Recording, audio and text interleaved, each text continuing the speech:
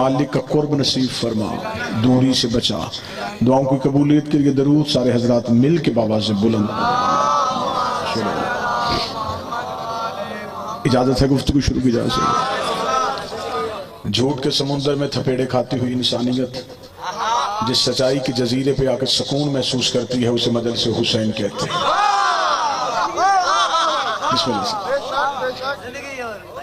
कबल इसके कि कोई तफसीली गुफ्तगू का आगाज किया जा सके,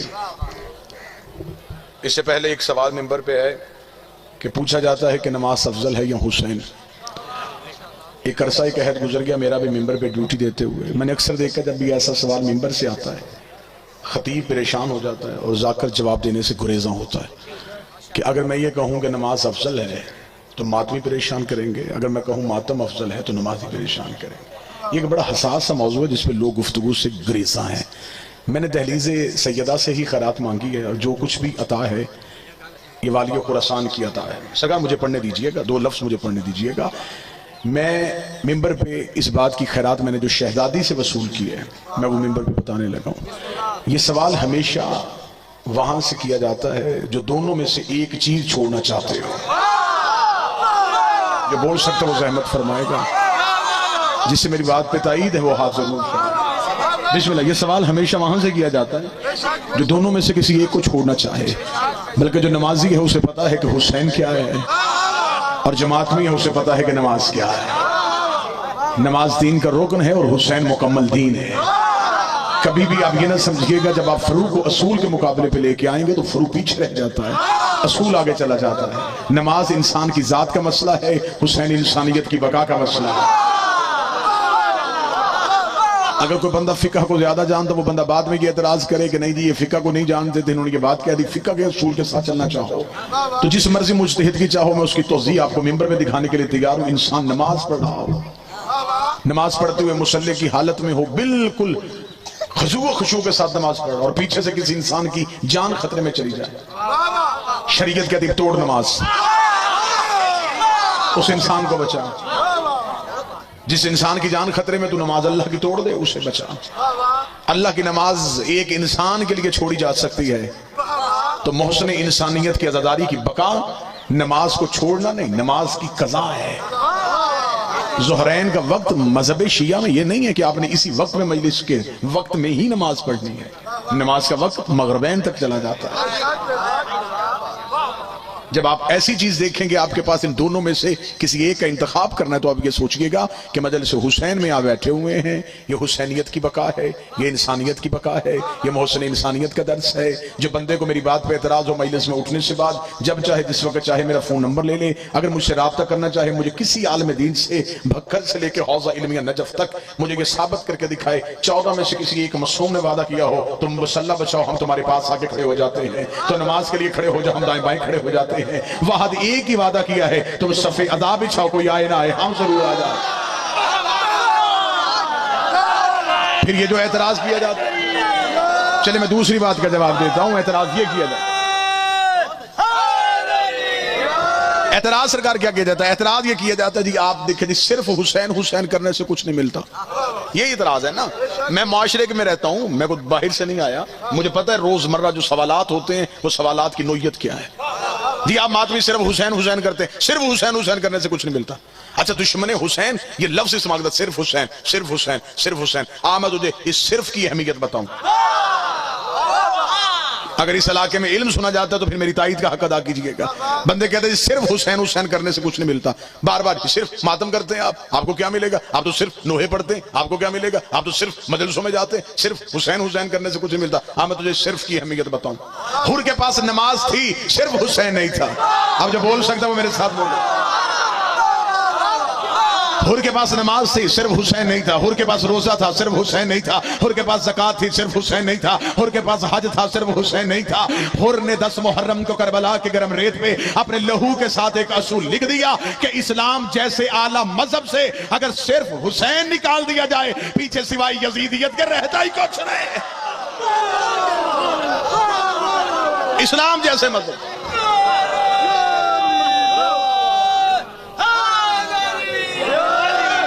इस्लाम जैसे मजहब से बिस्मिल्लाह اگر صرف حسین نکال دیا جائے سوائے یزیدیت کے کچھ رہتا. کتابیں چاہو گے میں ممبر کے دائیں بائیں ڈھیر لگانے کے لیے تیار ہوں. مجھے میرا مجمع پچیتی مجمع انصاف پسند مجمع بول کے بتائے حر نے جتنی نمازیں یزید کے لشکر میں رہ کے پڑھی, کیا اسے اس کی کچھ نمازوں کا کوئی فائدہ ہوگا؟ کیا وضو نہیں تھا؟ تھا. قیام تھا؟ رکوع تھا؟ سجدہ تھا؟ تسبیح تھی؟ کیا نہیں تھا؟ حسین نہیں تھا.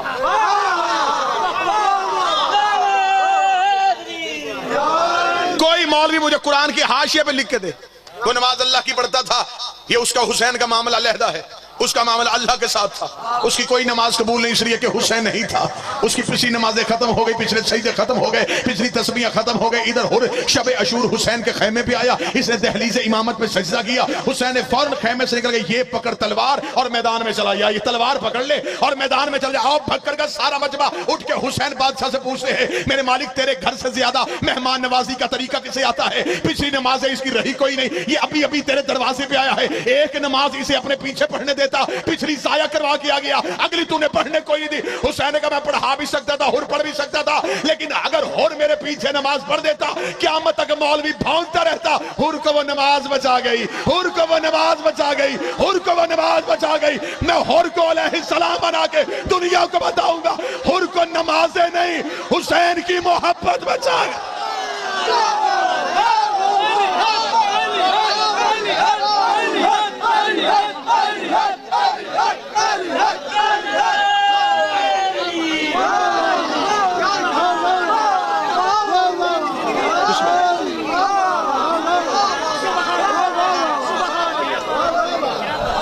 بسم اللہ سرکار.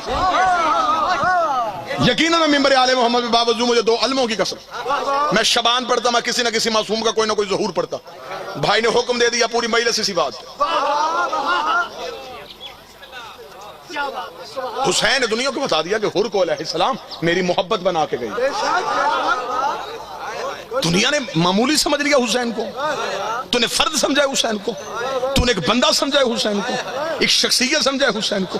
حسین ایک فرد نہیں, حسین ایک فکر ہے.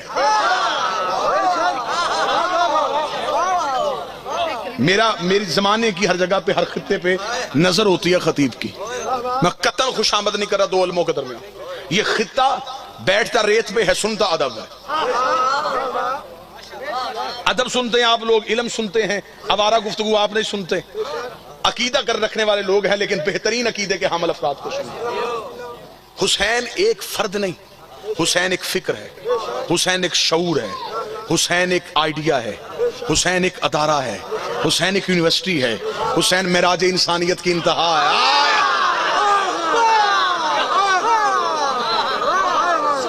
بیگانے نے تو حسین کو رضی اللہ کہا تھا نا, انہوں نے تو حسین کو رضی اللہ کہا, انہوں نے تو اپنے بچوں کے ذہنوں میں گرہ باندھی, انہوں نے تو حسین ان کی سمجھ میں آنے نہیں دیا. لیکن یہ میرے ممبر کی علمی غربت ہے, ہم نے اپنے بچوں کی ابتدا کیا کی. یہ بچے مجلسوں میں آتے, ہم نے سنا ہے غریب حسین, غریب حسین, غریب حسین. ان کے ذہنوں میں حسین بادشاہ کی انتہا کیا رہ گئی؟ ایک پھٹی ہوئی قمیض والا ایک شخص ہے جسے حسین کہتے ہیں. میں تجھے حسین کے اختیار سناؤں, علیحدہ رنگ میں حسین پڑھوں گا. حسین ایک ادارہ ہے, حسین ایک شعور ہے, حسین ایک ذہن ہے, اور یہ ذہن حسین نے خیرات کر دیا ہے. حسین نے اپنی فکر خیرات میں بانٹ دی ہے.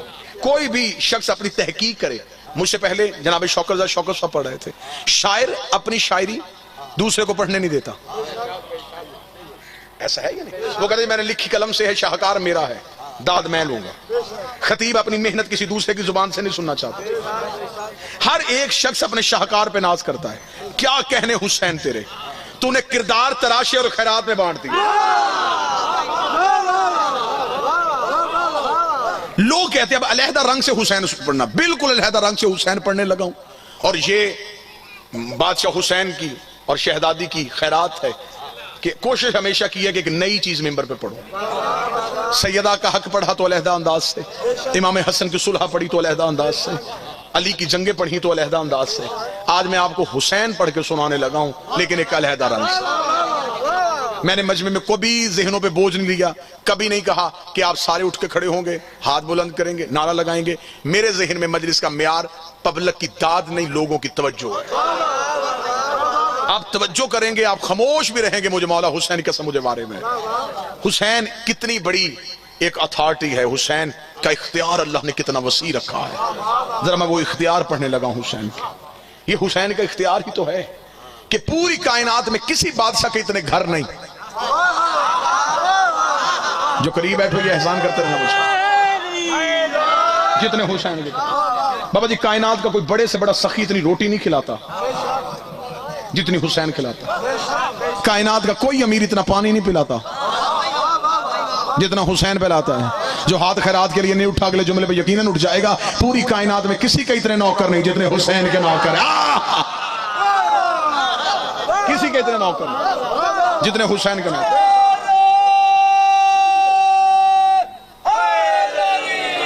صدیوں پہلے 1400 سال پہلے یزید 9 لاکھ لے کے کربلا کے ریگستان میں حسین کے 72 مارنے کے لیے آیا تھا اور وہ ذہن میں یہ سوچ کے آیا تھا میں جس مار دوں گا حسین ختم ہو جائے گا. لیکن اسے نہیں پتا تھا حسین فکر ہے, حسین شعور ہے. جتنا دباتا جاؤں گا اتنا ابھرتا چلا جائے گا, جتنا چھپاتا جاؤں گا اتنا پھیلتا چلا جائے گا. وہ 9 لاکھ لے کے 72 مارنے کے لیے آیا تھا. حسین نے 3 دن کے بھوکے پیاس سے یزیدیت کی آنکھوں میں آنکھیں ڈال کے کہا تو کیا سمجھتا ہے حسین کی رگوں میں پیاس ہے, حسین کے جسم میں بھوک ہے تو حسین کو ختم کر دے گا. یزید میں تجھے اتنا مٹا دوں گا اور اپنے آپ کو اتنا ابھار دوں گا کہ قیامت کی صبح تک اتنے لوگ تیرے نام پہ جینے کو تیار نہیں ہوں گے جتنے میرے نام پہ مرنے کو تیار. سب سے بڑی جیت یہ ہے کہ کسی سے اس کی سانسیں لے لینا. حسین نے سانسیں لے لی زمانے کی. حسین فکر, حسین شعور, حسین ادارہ. لیکن نوجوان نسل کی دعا لینے کے لیے میں حسین کی فکر کا آغاز پڑھنے لگا ہوں. میں نے پہلے آپ سے کہا قطعاً قصور عوام کا نہیں, عوام کا قصور نہیں, شیعہ کا قصور نہیں. آپ عزت دے دیتے ہیں, ہمیں منبر دے دیتے ہیں, 50-60 منٹ آپ زمین پہ بیٹھ کے ہمیں سنتے ہیں, سید گاڑیوں کے دروازے کھولتے ہیں, فوج کو مہینے میں 1 بار تنخواہ ملتی ہے, حسین ہمیں دن میں 7 بار تنخواہ دیتا ہے. قصور عوام کا نہیں, قصور ہے منبر کی علمی غربت کا. ہم نے یا تو آپ کو بچپن کا حسین دکھایا, نانے کی گود میں بیٹھا, نانے کی پشت پہ بیٹھا, یا پھر یہ حسین دکھایا, یا 10 دن کا کربلا کا حسین دکھایا. 57.5 سال کی ظاہری حیات طیبہ ہے میرے بادشاہ کی, درمیان والا حسین کہاں ہے؟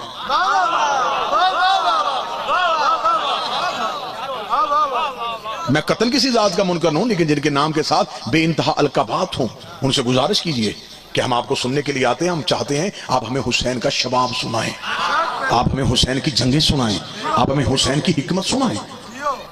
علی کی زندگی میں جس کا مشیر حسین ہے, حسین کیا فکر تھی, حسین کیا شعور تھا. اشرا چاہیے حسین ازم پڑھنے کے لیے. مجھے 40 منٹ میں حسین ازم پڑھنا ہے. مجھے اپنے بچوں کو حسین سکھانا ہے, اپنے بچوں کے ذہنوں میں حسین ڈالنا ہے کہ حسین کس طاقت کا نام ہے. 26 رجب تھی, مدینے کا شہر تھا, ولید کا دربار تھا. ولید نے کہا حسین یزید چاہتا ہے کہ آپ میری بیعت کریں. نہیں جی, فکر حسینی کا آغاز کرنے لگا, فکر کا آغاز کرنے لگا, توجہ پوری فرمائیے گا. اس نے کہا میں چاہتا ہوں کہ آپ میری بیعت کریں. اتنا جملہ کہنا تھا, حسین علیہ السلام مسکرائے. درود سارے حضرات مل کے بابا سے بلند کریں.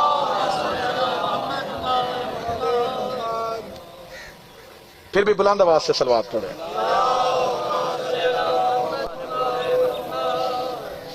پھر بھی بلند آواز سے ذکر تلاوت کیجیے.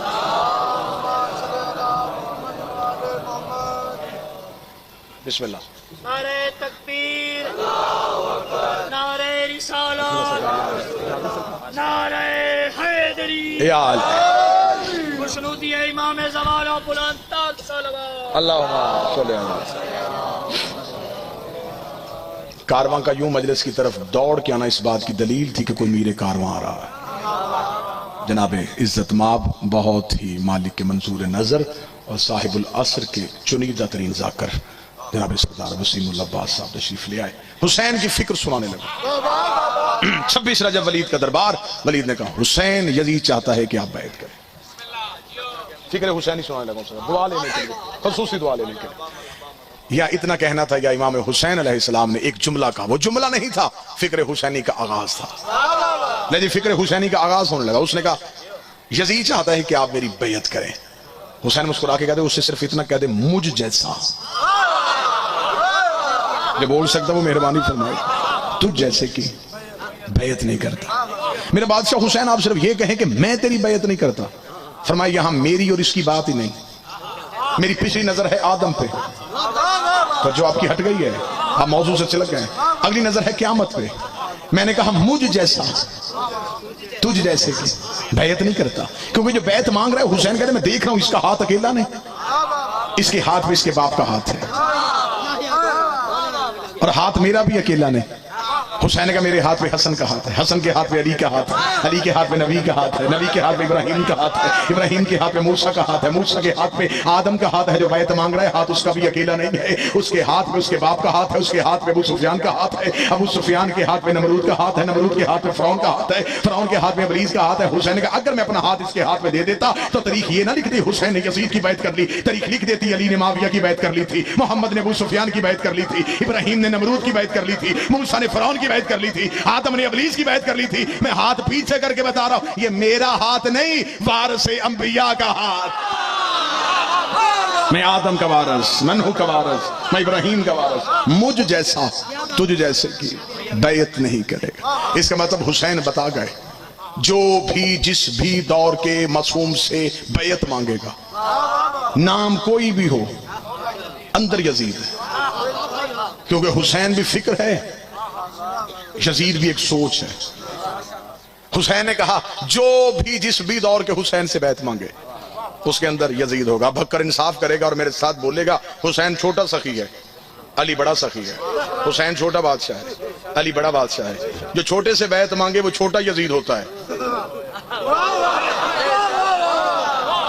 اور پھر جو بڑے سے بیعت مانگے وہ بڑا یزید ہوتا ہے. حسین نے کہا مجھ جیسا تو جیسے کی بیعت نہیں کرتا. میرا بادشاہ حسین اتنا وزنی جملہ کہہ دیا مجھ جیسا, اس کا مطلب جو بھی انکار بیعت کرے گا وہ تو جیسا ہو جائے گا.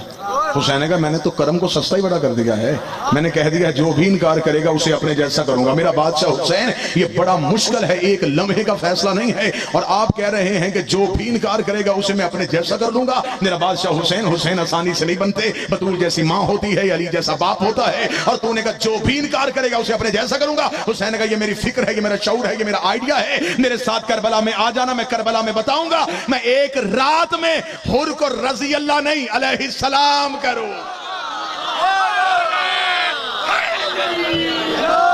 حر رضی اللہ نہیں علیہ السلام, حسین بھی علیہ السلام, حر بھی علیہ السلام. اگلی صدر کہوں گا خان صاحب دعا. رسول کے پاس جتنے بیٹھے وہ رضی اللہ بنے. علی کے پاس جلیل القدر بھی آیا تو علی نے رضی اللہ بنایا. حسین کے پاس جو گیا, آپ کیا سمجھتے ہیں کہ علیہ السلام کوئی معمولی ٹائٹل ہے؟ علیہ السلام اسے کہتے ہیں جس پہ اللہ سلام بھیجتا ہو. خدا نبیوں کو علیہ السلام کرتا ہے, لیکن خدا پہلے شرطیں دیکھتا ہے, پاکیزہ صلب دیکھتا ہے, مقدس رحم دیکھتا ہے, پاک خاندان دیکھتا ہے, اچھا شجرہ دیکھتا ہے, بہتر قبیلہ دیکھتا ہے, پھر اس میں سے ایک شخص کو چن لیتا ہے, پھر اسے اس نعمت سے نوازتا ہے کہ خدا اسے علیہ السلام کرتا ہے. خدا نے آدم علیہ السلام کیا, ابراہیم علیہ السلام کیا, موسیٰ علیہ السلام کیا, عیسیٰ علیہ السلام کیا. کیا کہنے حسین تیرے. حسین نے نہ قبیلہ دیکھا نہ گھر دیکھا. حسین نے کوئی نوکر وہاں سے اٹھایا, کوئی نوکر وہاں سے اٹھایا, کوئی نوکر وہاں سے اٹھایا. حسین نے کربلا آ کے ایک سانچہ رکھا. حسین انسان ڈالتا گیا, علیہ السلام لیتا گیا. حسین نے دنیا کو علیہ السلام دے کے بتایا ہے علیہ السلام یا خدا بناتا ہے یا پھر حسین بناتا. مجھ جیسا تجھ جیسے کی بیعت نہیں کرے گا. بس یہ جملہ ذہن میں رکھے, اسی پہ پوری تقریر اور گفتگو ختم. مجھ جیسا تجھ جیسے کی بیعت نہیں کرے گا. حسین یہ فکر لے کے مدینے سے چلے اور مکہ آ گئے. این حج کے موقع پہ حسین احرام توڑ گئے, کھولے احرام اور حسین چلے گئے. اور یہ 4 ماہ کا دور حسین علیہ السلام نے مکہ کے کسی گھر میں نہیں گزارا, اپنی نانی خدیجہ کے محل میں گزارا. بند دروازہ کھولا حسین جیسے سخی نے, اور این حج کے موقع پہ جب لوگ آ رہے تھے حسین حدود حرم سے جا رہے تھے. جب حسین حدود حرم سے چلے تو اب حسین اکیلے نہیں گئے, توحید حسین کے ساتھ ہے. مکہ اللہ کا گھر ہے, توحید کربلا میں ہے. سر ہلے ہیں, دلیل چاہیے میں دلیل دے دیتا ہوں. مکہ مکرمہ ہے, مدینہ منورہ ہے, نجف اشرف ہے, ایک عرش معلیٰ ہے.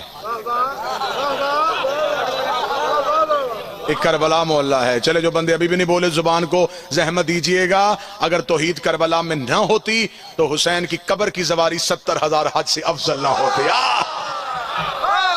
70,000 حج سے. خدا نے اپنے گھر میں امیر بلایا. خدا نے کہا استطاعت ہے تو آنا. واجب ہی اس پہ ہے جو مستطیع ہے. غریب ہے نہیں آ سکتا. مقروض ہے پہلے قرض اتار.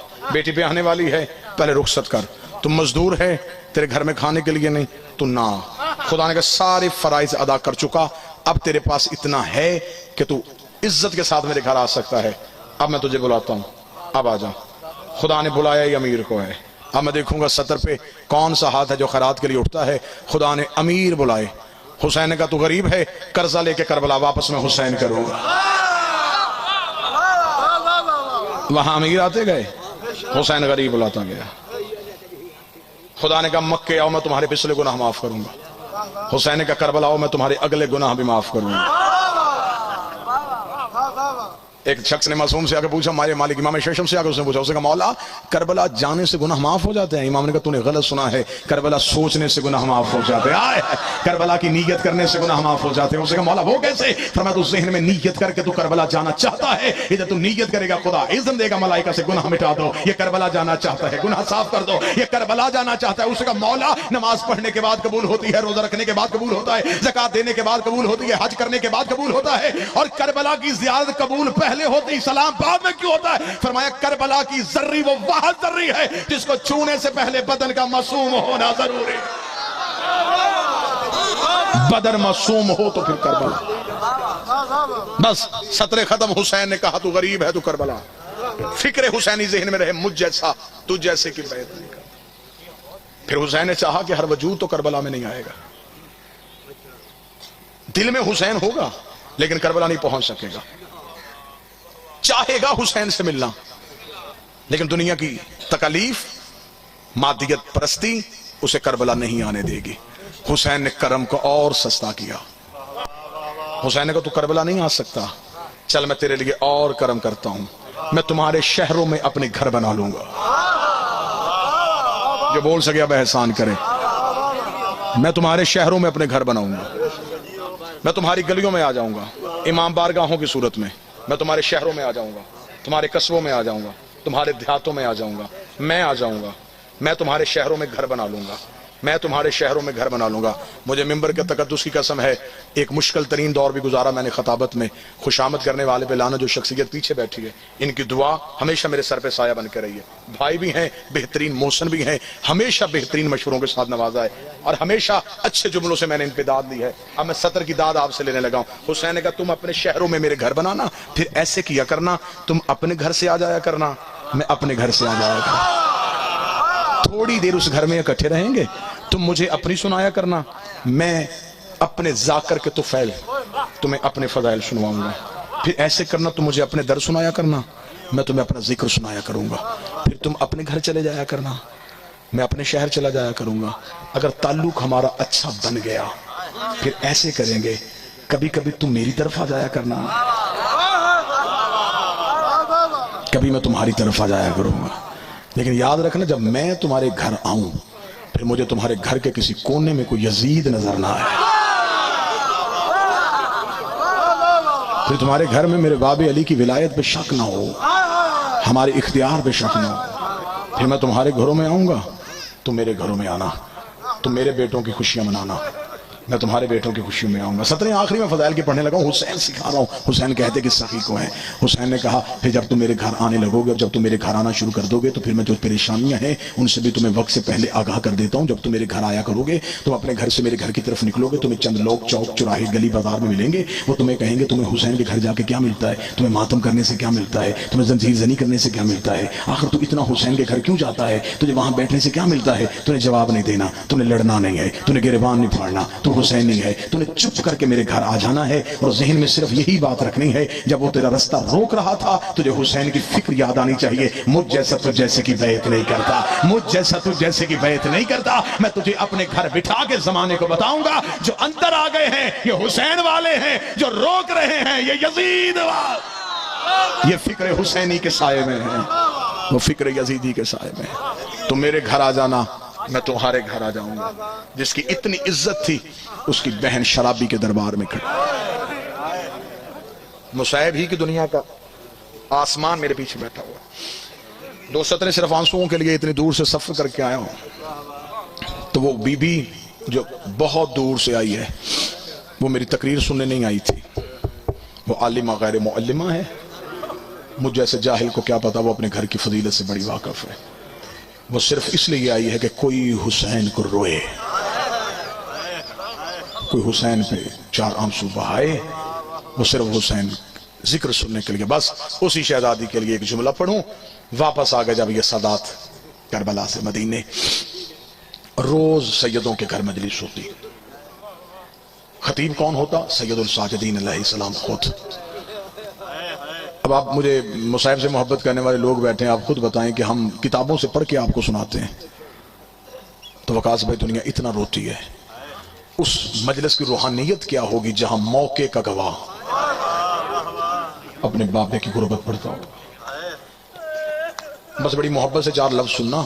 مجلس تمام ہونے سے پہلے خطیب کو غش آ جاتا, مجمع چلا جاتا, خطیب ریت پہ تڑپتا رہتا. ایک دن مجلس تمام ہو گئی, خطیب کی آنکھیں آنسوؤں سے نہیں خون سے بھری ہوئی تھی. خطیب نے خون والی آنکھیں کھولی تو مجمع میں ایک شخص سر سے پگڑی اتار کے رو رہا تھا. سید الساجدین نے اس شخص کا چہرہ پہچانا. پہچاننے کے بعد اس کا نام لیا, بساختہ تمہاری ہائے نکلے گی. جناب سید الساجدین کی آواز آئی, چچا عبداللہ ابن جعفر طیار, اون و محمد کے باب, سیدہ زینب کے شوہر. جناب سجاد نے پہچان کے چچا عبداللہ آپ ہیں؟ جی مولا میں ہوں.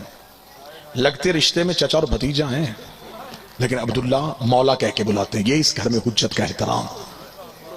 سید الساجدین کی آواز ہے, چچا عبداللہ آپ کے چہرے میں کچھ سوال ہے. جناب عبداللہ رو کے کہتے جو سوال پڑھ سکتا ہے وہ پہچان بھی سکتا ہے. سید الساجدین کی آواز نہیں, چچا عبداللہ بول کے بتائیے تیرا سوال کیا ہے. یہ میرے بدے ہاتھ ہیں, عہد دور گزر گیا آپ کا ذاکری سنتے ہوئے. جب کہا نا چچا عبداللہ بول کے بتا تیرا سوال کیا ہے, جناب عبداللہ رو کے کہتے میرا حوصلہ نہیں ہے. سجاد رو کہتے کھل کے سوال کر, مجھے شام نے بڑے حوصلے سکھا دیے ہیں. اب سجاد وہ نہیں ہے. چچا عبداللہ سوال کر, تیرا سوال کیا ہے. جناب عبداللہ رو کے کہتے ہیں مولا میں صرف اجازت لینے آیا ہوں, اگر آپ اجازت دیں تو عالیہ اپنے گھر چلی جائے, شہزادی سیدہ زینب اپنے گھر چلی جائے. اتنا جملہ کہنا تھا. سجاد روتے ہوئے اٹھے. مولا سجاد زنان خانے میں گئے. جیسے مردوں میں مجلس ہو رہی تھی ویسے مستورات میں علی کی بیٹی اکبر کا گھوڑے سے اترنا پڑ رہی تھی. سجاد ستون کے پاس چپ کر کے کھڑے ہو گئے. علی کی بیٹی نے یوں روتا ہوا سجاد دیکھا. بی بی نے اپنے سر کے برقعے کو سنبھالا, سید الساجدین کے پیچھے سے گزری, رو کے کہتی تو نہ کہنا میں چلی جاتی ہوں, مجھے خبر ہے تجھ سے کہاں نہیں جائے گا. سجاد تو نہ کہنا میں چلی جاتی ہوں. اتنا کہنا تھا. بے ساختہ سید الساجدین نے ماں کے گلے میں باہیں ڈالی.